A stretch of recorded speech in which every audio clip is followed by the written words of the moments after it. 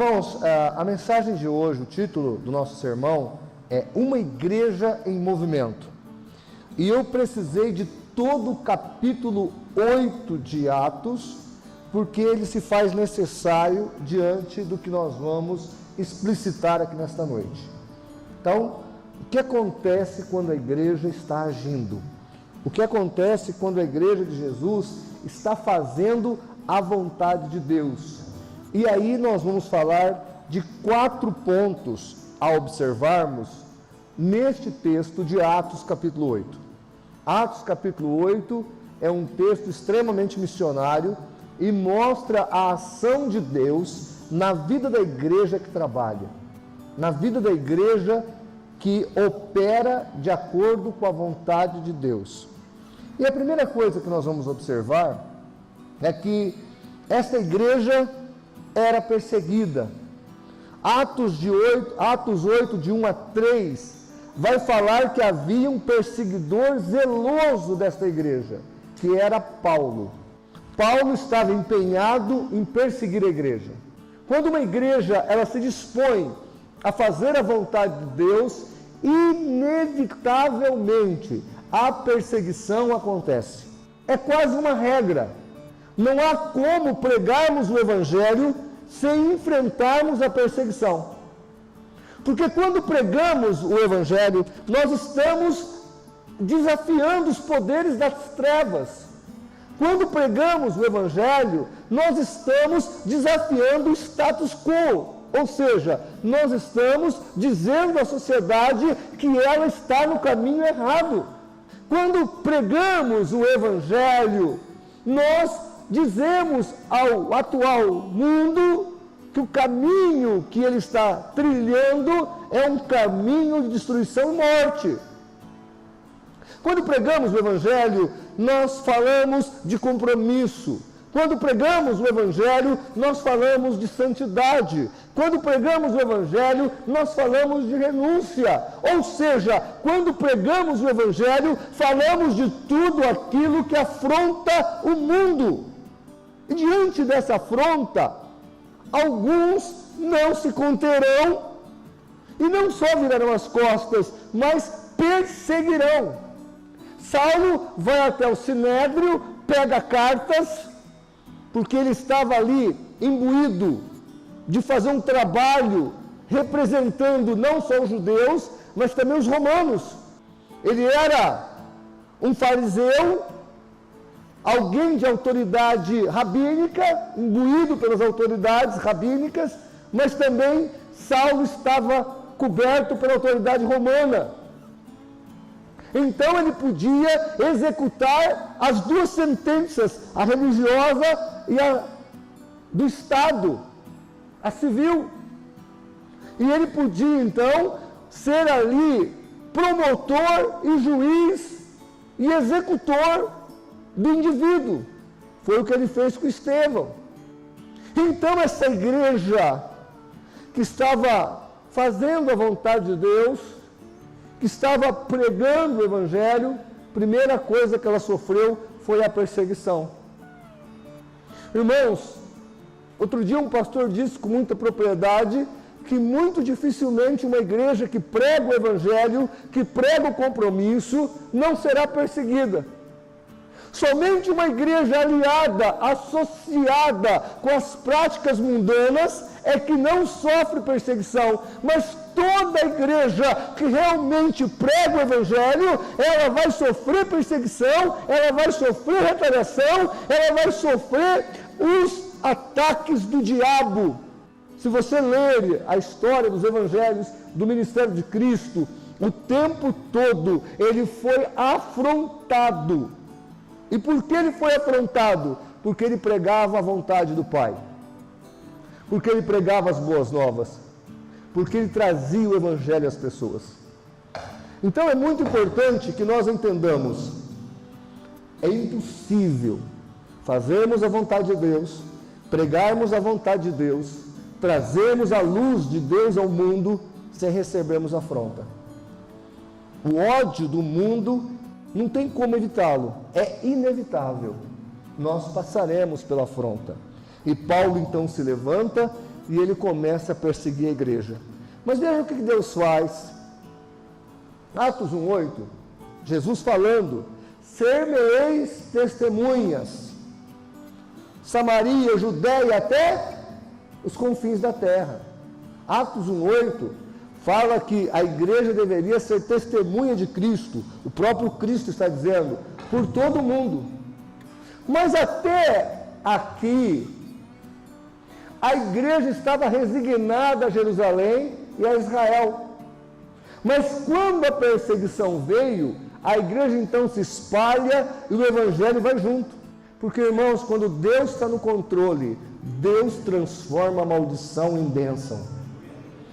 Tentaram perseguir a igreja, tentaram espalhar a igreja, tentaram dissuadir a igreja, tentaram dissolver a igreja, mas aí que a igreja cresceu.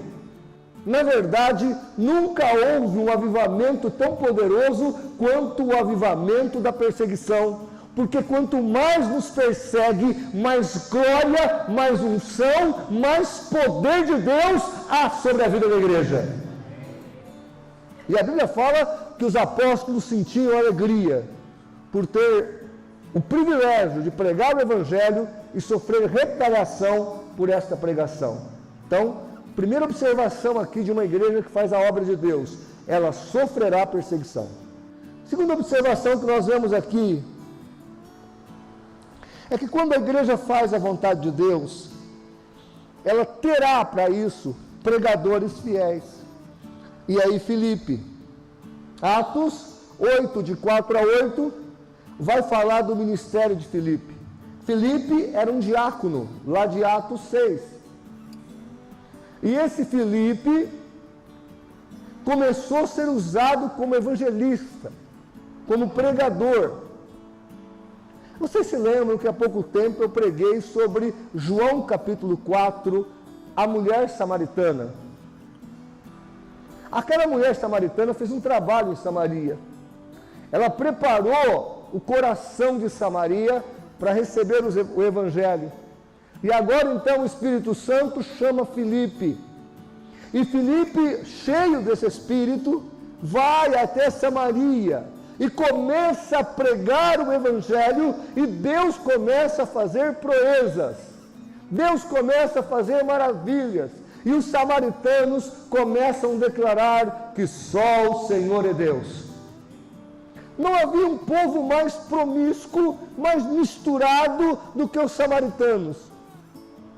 Era um povo que vivia no sincretismo religioso, na idolatria, no paganismo, mas quando a mulher samaritana começa o trabalho e quando Filipe chega, a graça de Deus se apodera dos samaritanos e o Evangelho de Cristo toma conta num grande avivamento.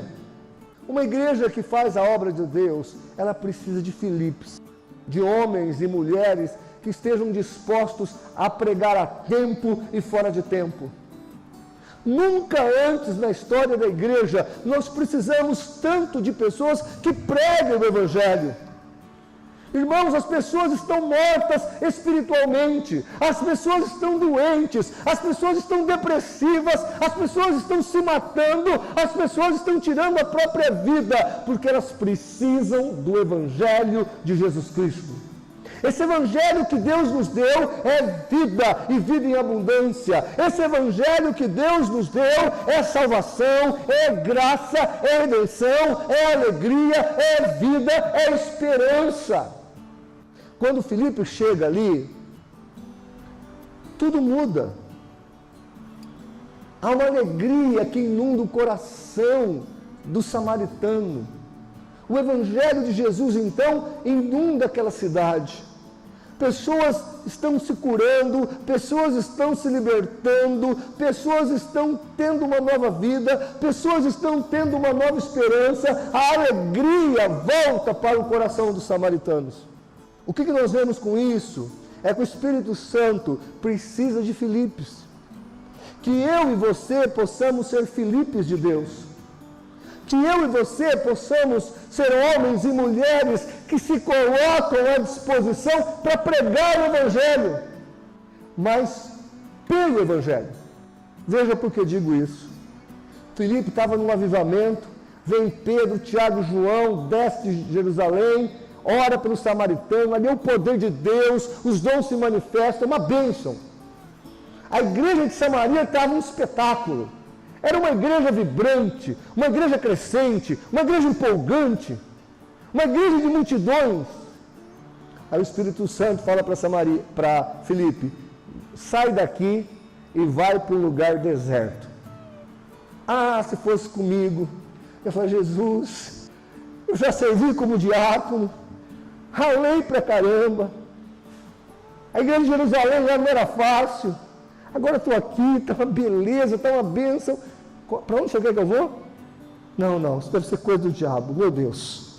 Deve ser coisa do inimigo. Para onde? Para a beira de uma estrada deserta? É o inimigo que está falando comigo.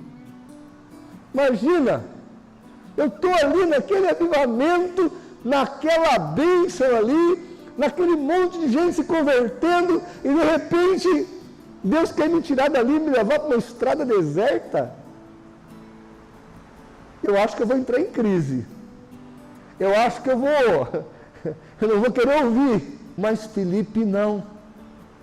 Porque Filipe não estava em Samaria para fazer a sua vontade. Filipe estava em Samaria para glorificar a Jesus. Porque, irmãos, quando pregamos o Evangelho, não pregamos para nos glorificarmos. Quando pregamos o Evangelho, não pregamos para nos dar notoriedade. Quando pregamos o Evangelho, pregamos para glorificar o nome de Jesus Cristo. E aí, irmãos, Filipe, então, não discute. Para onde, Senhor? Por uma estrada desértica. Lá vai ele. Na verdade, ele nem foi, ele foi transladado. Chegou na estrada deserta, não tinha nada ali. Eu fico imaginando o que se passou pela cabeça dele. Mas ele ficou ali. Se Deus me colocou aqui, eu vou ficar. E a resposta dele virá. E ele espera. De repente lá vem uma carroça. Uma carruagem. E o Espírito Santo fala a Filipe, corre e se ajunta àquela carruagem. Porque aquele homem está orando, aquele homem que entendeu o capítulo 53 do livro do profeta Isaías, e você vai explicar para ele. Então Filipe corre e pergunta, e aí?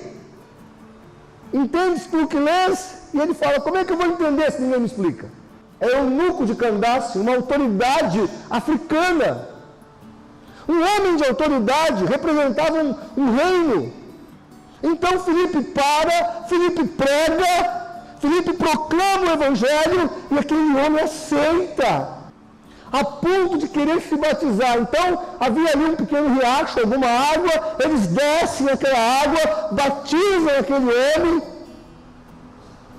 e logo em seguida o Espírito Santo leva Filipe para outro canto, e aí a Bíblia para de falar. Para onde ele foi, a gente não sabe. Quantas aventuras Deus deu a ele, quantas glórias, quantas coisas Deus fez através dele. A gente só pode entender que foi grande, porque o avivamento foi tão grande que no século III o Império Romano estava quase todo convertido à fé cristã. Então, aquele homem sai alegre e feliz. Agora, quantas almas aquele eunuco de Candace ganhou? O que é que ele fez? Talvez ele chegou na sua cidade, compartilhou com a rainha, talvez aquele reino todo se converteu. Historicamente, nós achamos que é verdade, que houve um grande avivamento, porque a África, o norte, o Magrebe da África, era todo cristão. E esse milagre aconteceu porque Filipe, ele estava disposto a obedecer a Deus, ainda que fosse para ficar na beira de uma estrada desértica. Irmãos, Deus precisa de pregadores, e acima de tudo, pregadores obedientes à sua vontade, porque aí grandes milagres vão acontecer. Às vezes a gente não vai entender. Imagine você, Filipe deixa Samaria, aquele monte de gente ali, aquele avivamento de penca, e agora vai para a beira de uma estrada para pregar o Evangelho, a um único homem, mas vai saber o que esse único homem fez em prol do reino de Deus. Então, quando o Espírito Santo falar com você, vai. Quando o Espírito Santo colocar alguém no teu caminho, pregue. Seja um Felipe de Deus. Amém? Terceira coisa que observamos como quando uma igreja está em movimento, pregando o Evangelho, aparece sempre um impostor ou vários impostores. Simão o mágico aparece aqui na história. Atos 8, de 9 a 25. Simão o mágico aparece.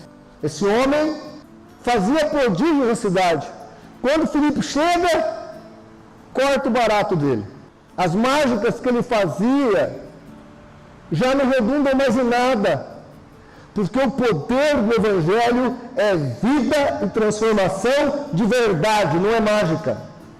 O poder do Evangelho não é fictício. O poder do Evangelho não é filosófico.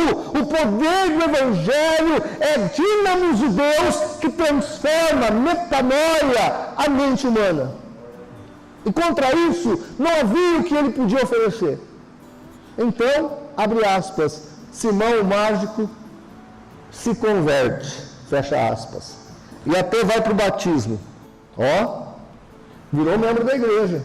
Tem muita gente em nosso meio, e é até membro, ou é da igreja, mas muitas vezes ainda não passou pelo processo. O processo de conversão. O processo de redenção. E aí o que nós observamos é que esse homem, ao ver o poder de Deus se manifestar, chama ali os apóstolos e pergunta: escuta, que coisa incrível, quanto custa? Quanto custa para orar e ver gente curada? Quanto custa para botar a mão nas pessoas e elas receberem o Espírito Santo? Quanto custa o poder de Deus? Tem gente que quer comprar as coisas de Deus. Tem gente que quer manipular o poder de Deus, manipular a profecia, manipular o dom, e aí a coisa dá errada, porque 1 Coríntios 12, 7 fala que a manifestação espiritual na igreja é dominada, e sem nenhuma dúvida, dominada plenamente pelo Espírito Santo. As manifestações espirituais que acontecem dentro de uma igreja de Deus é realizada pelo poder do Espírito Santo. Se você veio nessa igreja alguma vez, Deus falou com você, é do Espírito Santo. É Ele que nos usa. É o Espírito Santo que fala, é o Espírito Santo que cura, é o Espírito Santo que se manifesta. O poder é do Espírito Santo, a manifestação é do Espírito Santo. Isso não é manipulável. Depois você confere 1 Coríntios 12, 7. E aí, irmãos, esse homem então faz uma proposta e Pedro dá uma resposta dura. Você vai para o inferno com o seu dinheiro, disse ele. Outro dia eu estava... alguém mandou um recorte de jornal de uma venda muito interessante. Alguém colocou assim no jornal: venda igreja com bancos, som, prédio e membros e tudo. Por favor, quem está interessados me liguem. Eu até entendo o cara vender o prédio, o cara vender os instrumentos, o cara vender o som, o cara vender os bancos, mas estava vendendo os membros juntos. Estava lá. Não sei se era 200 ou 300 membros. Estava vendendo tudo. Eu fiquei pasmado. Isso é fato verídico, irmãos. Não é piada, é verdade. A igreja de Jesus, irmãos, ela tem sempre que prestar atenção com os simãos mágicos que tem por aí.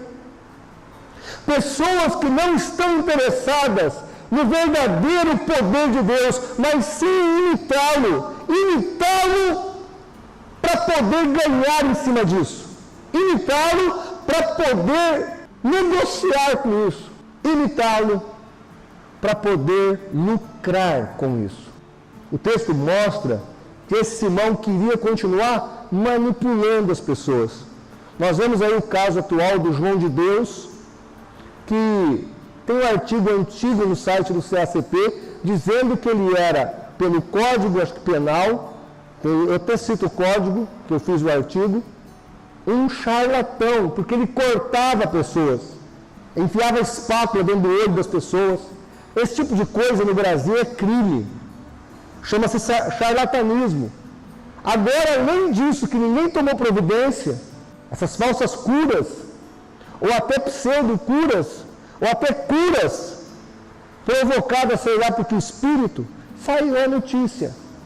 Ele abusou de mais de 300 mulheres. Abusou da própria filha. Ele estuprava a menina desde a sua tenridade. O homem é um monstro.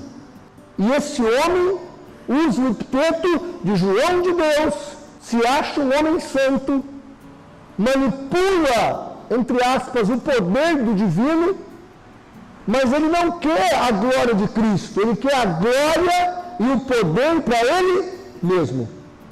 Então, quando a igreja começa a avivar-se, a pregar o evangelho, a ser usada por Deus, o diabo então começa. Ele tentou primeiro fazendo o quê? Matar, prender. Deu certo? Não deu certo. Aí ele vai fazer o quê?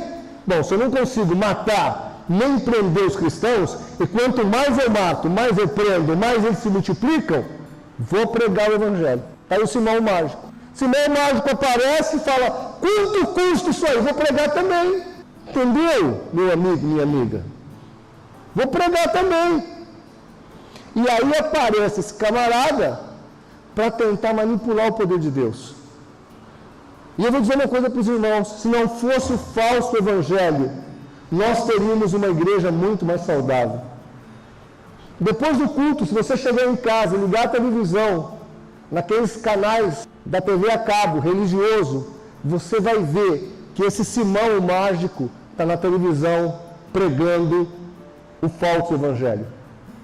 São falsos pregadores do evangelho, que pregam o evangelho por ganância, por dinheiro, e não por amor às almas perdidas. Por fim, uma coisa importante nós observarmos, Atos 8, de 26 a 40, é que quando a igreja está em movimento, ela vai encontrar o sedento pela palavra, o etíope. Preste atenção, esse homem estava sedento pela palavra. Há milhares de pessoas sedentas.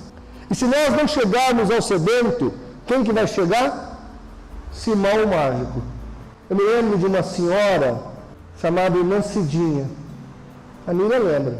Chegou eu, como eu estou fazendo agora o trabalho com o Chico, de sair de sexta-feira, eu um dia resolvi fazer um trabalho aqui na igreja, aqui no Solo Sagrado.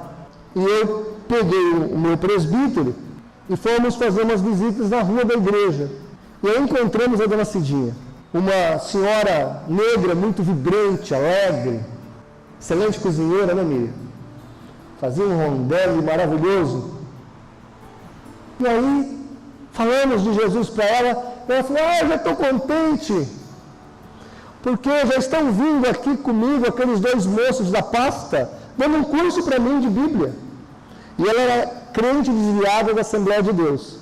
E eles estão vindo aqui. Eu falei, aquele pessoal da revista Sentinela, da Despertar. Eu falei, eu posso vir também? Ela falou, pode. Eu falei, que dia que eles vêm?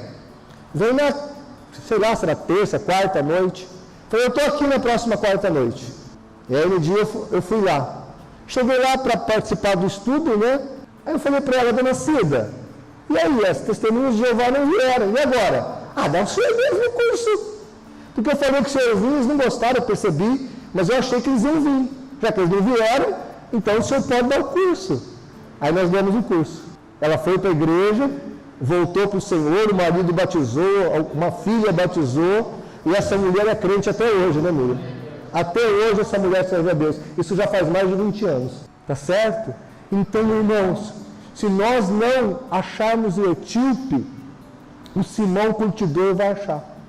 O Simão, o mágico, o falso profeta vai achar. Então a igreja que está em movimento, a igreja que prega o evangelho, ela tem que chegar primeiro. Porque se nós não chegarmos primeiro, a seita chega. E aquela pessoa, que talvez é uma excelente pessoa, vai ficar bitolada e vai ficar presa a um sistema religioso que vai levá-la ao inferno. Então, meu irmão, que você entenda que tem sempre alguém precisando ouvir a palavra de Deus, e que você possa ser essa pessoa que vai até essa outra pessoa levar essa graça salvadora. Amém? 4 pontos nós vimos aqui, eu resumo e vamos orar.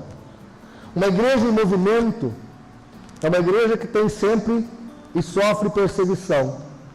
Mas uma igreja em movimento, ela tem sempre alguém que vai pregar o Evangelho, ou tem pregadores do Evangelho que fazem com amor e carinho. Uma igreja em movimento tem que enfrentar o Simão mágico ou o falso profeta, porque diante do movimento da igreja, o pseudo-evangelho, o evangelho falsificado, é apresentado como uma opção. Diante do movimento da igreja, tem aí os etíopes da vida, os sedentos, aqueles que estão com a Bíblia na mão tentando entender, querendo saber qual igreja que ele vai frequentar. E a igreja em movimento é a igreja que acha essas pessoas, que fala do amor de Deus e leva essa graça aos corações.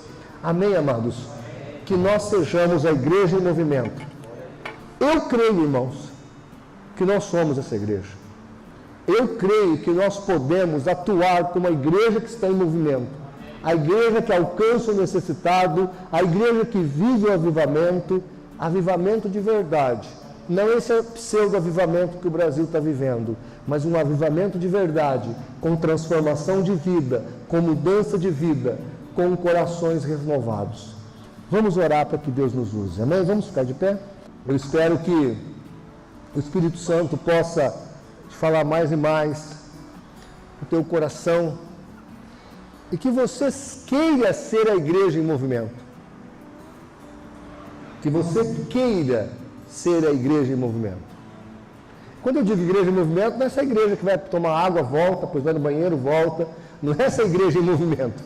É a igreja que faz um movimento evangelístico, um movimento de oração, um movimento de pregação do Evangelho, um movimento que traz vida e renovação para uma nação, para uma cidade. Que nós sejamos a igreja em movimento. Senhor nosso Deus, nesta noite, ó Pai, nós nos colocamos como a igreja que está em movimento, como a igreja que leva o Evangelho, que prega o Evangelho, que anuncia as glórias do Senhor. Senhor, usa agora a tua igreja, usa agora o teu povo, ó Deus. Desperta-nos, ó Pai, para a pregação do teu Evangelho, para a honra, para a glória e para o louvor do teu nome. Em nome de Jesus. Amém.